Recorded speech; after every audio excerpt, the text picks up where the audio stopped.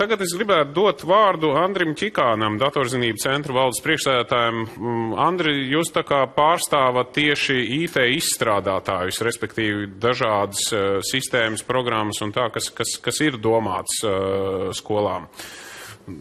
Varētu dot vārdu, lai apstāstītu, kā tas izskatās, varbūt tiešām no izstrādātāja viedokļa. Jā, labi, paldies.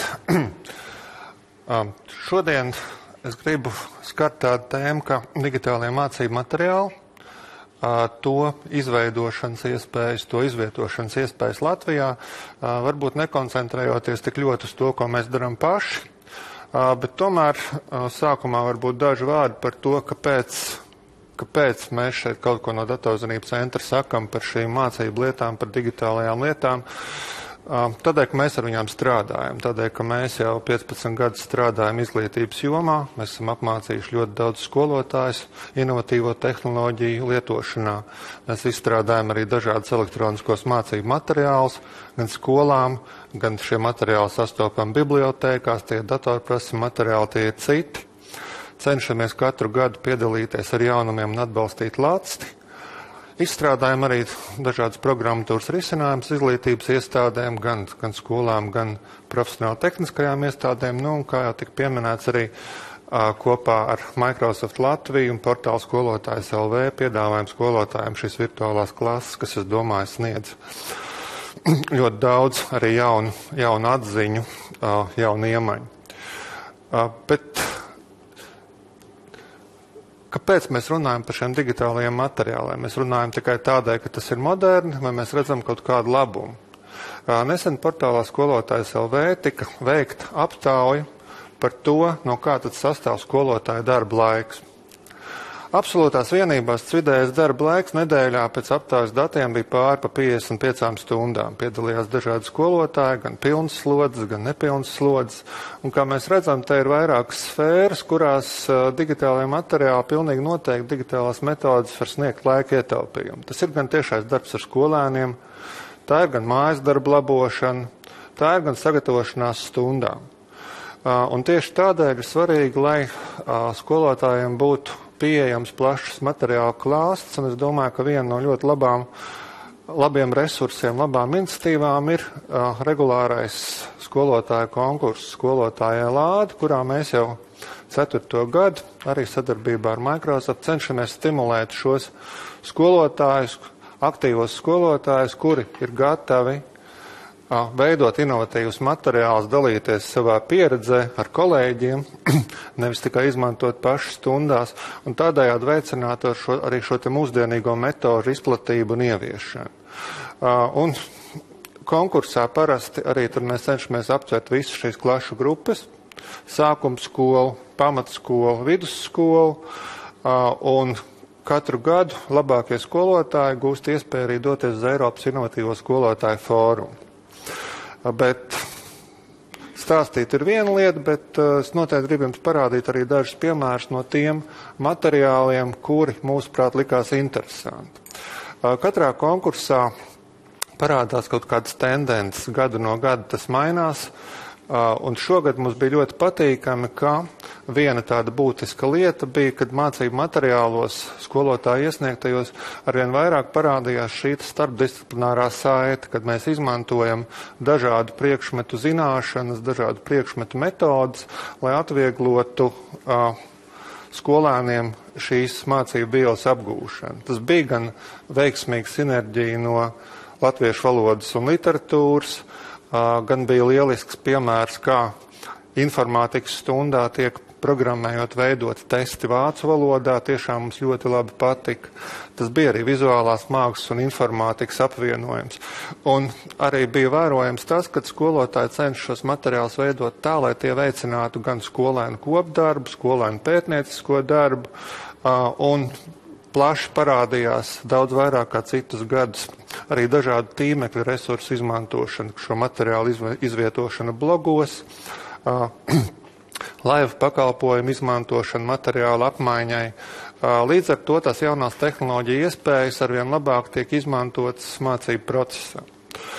Gribētu parādīt 3 darba piemērus. Šis nav šī gada darbs, tas ir skolotājs Diānas Sviklāns darbs, kurā es domāju, ka ļoti veiksmīgi ģeometrijas apgūšanā ir izmantotas asociācijas ar interesantiem arhitektūras objektiem. Tātad trapecēm, paralelogramiem skolēniem ir vieglāk uztvert, ko katra šī figūra apzīmē. Nākamais ļoti veiksmīgi darba piemērs ir Gaismas skola. Tas arī ir pagājušā gada darbs, bet šeit šis darbs nav tapis vienkārši skolotājiem, viņu veidoja, bet tas tapis ciešā sadarbībās ap skolotāju un skolēniem. Tas ir reāls kopdarbs, interaktīvs, interesants materiāls, kurš arī guva atzinību mūsu pagājušā gada konkursā. No šī gada darbiem mums ļoti patika tas, ka beidzot parādījās pietiekami liels skaits materiālu, kas ir domāti pašiem mazajām klasēm. Tas ir sākuma skolai, un šis kā reiz ir konkursu uzvarētājs Sandras Graudiņas darba fragments, kurā viņa bija ļoti veiksmīgi apvienojusi audio, video fragmentus.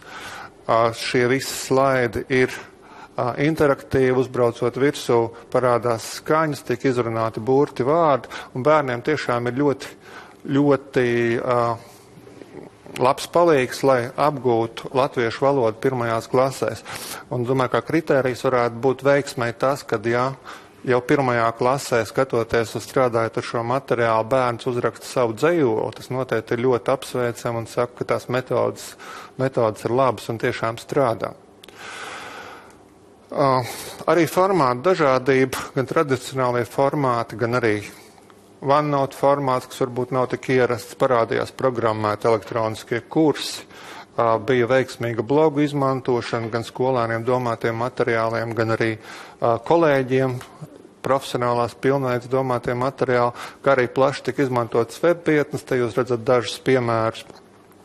Bet šī formāta dažādība savukārt arī viņai ir pozitīvais moments, ir arī brīžiem netik pozitīvi, jo tas mēdz apgrūtināt apmaiņas starp skolotājiem šo materiālu izmantošanu dažādās vidēs. Varbūt padomāsim par to, ko šodienas skolēns sagaida no skolas, no mācību procesa. Tātad viņi vēlas, lai skolotājs ar viņiem strādā kā ar līdzīgiem, lai viņos ieklausās, lai viņos uzticās, un skolēniem ir ļoti svarīgs šis te grupas darbs, iespēja sadarboties.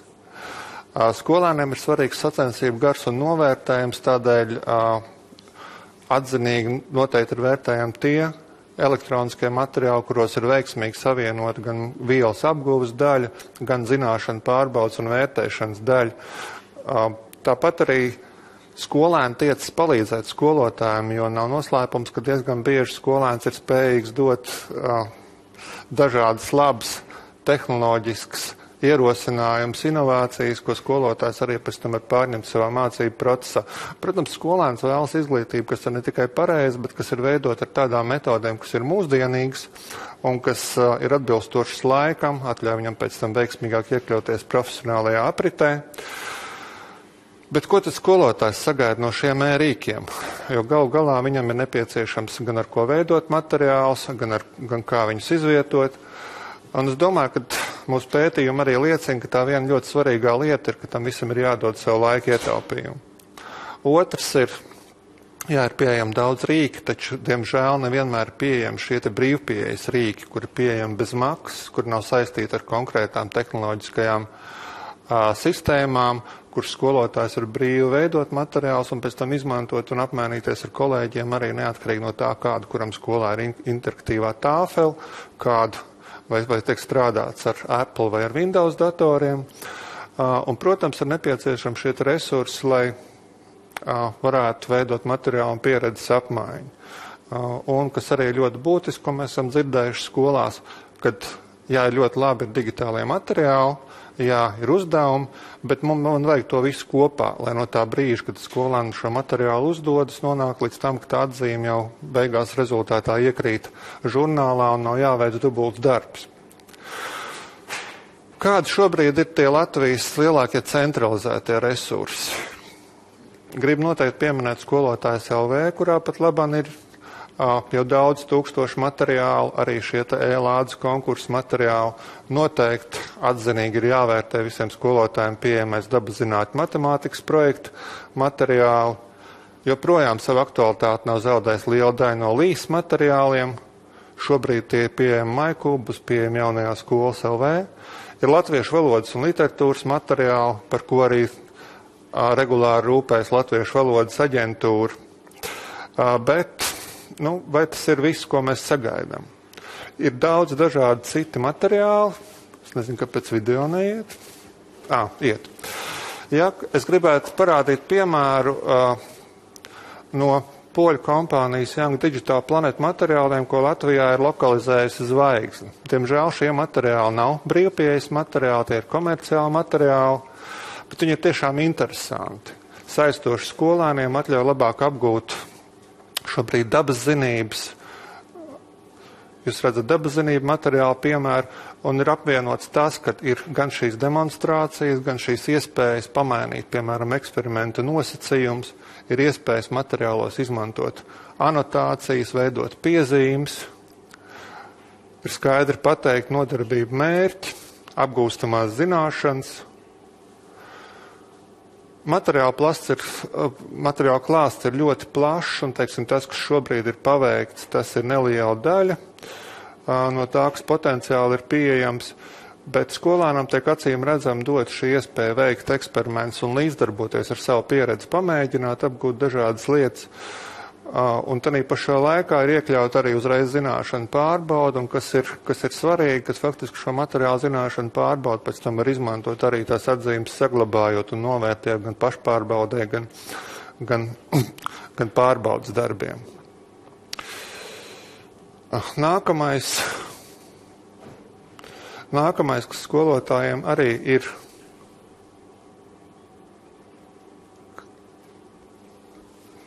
tālāk. Ja.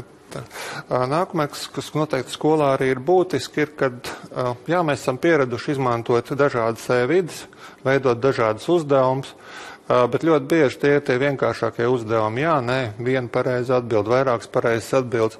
Un skolotājiem noteikti ir nepieciešams arī tās, lai varētu veidot tiešām skolēniem saistošus materiālus, izmantojot gan geogrāfiskās kartas, gan veidojot interaktīvus uzdevumus, kuros skolēns uzreiz redz, kā viņš atkarībā no tā, kā viņš ir izpildījis šo darbu, veiksmīgi, neveiksmīgi, iespēja izmantot arī dažādas mozaīkas, un faktiski šiem rīkiem būtu jābūt pieejamiem. Kāda situācija pašlaik mums realitātē ir? Kas ir tie nākamie soļi, kas būtu nepieciešami veikt, lai digitālie materiāli vien veiksmīgāk izplatītos? Diemžēl pat laban ir tā, ka mēs redzam, ka ļoti daudzos gadījumos daudz, kas balstās uz skolotāju pašaizliedzības iniciatīvas, ka tas ir personīgā laika ieguldījums, kurš netiek reizēm īpaši, teiksim, labi atbalstīts arī varbūt no mūsu visas izglītības sistēmas puses, un noteikti varētu būt lielāka arī valsts loma, ja izglītības ministrija daudz ko dara šajā jomā, bet es domāju, ka tās iespējas vēl ir arī atbalstīt ar kvalitatīvāku saturu, vairāk ar dažādiem satura veidošanas rīkiem. Mums ir dažādas informācijas sistēmas izglītībai, bet arī būtu labi, ja varētu izveidot tādu iespēju katrai skolai izvēlēties sev pieņemamāko risinājumu, lai šīs sistēmas būtu tādas universālas. Un tā kā digitālie materiāli noteikti nav pašmērķis, tad mēs redzam šos potenciālos 3 galvenos rezultātus skolotājiem, kā laiku un pūļu ietaupījumu, izmaksu ietaupījumu vecākiem. Pat kā reiz bija interesants cipars, kad vecāki sareikinājuši, ka 850 lati izmaksā viens skolēns katrā mācību gadā, un digitālajie materiāli noteikti ir tā sfēra, kas var samazināt šīs izmaksas, un, protams, pašiem skolēniem, kuri priecāsies redzēt inovatīvāku un interesantāku mācību procesu.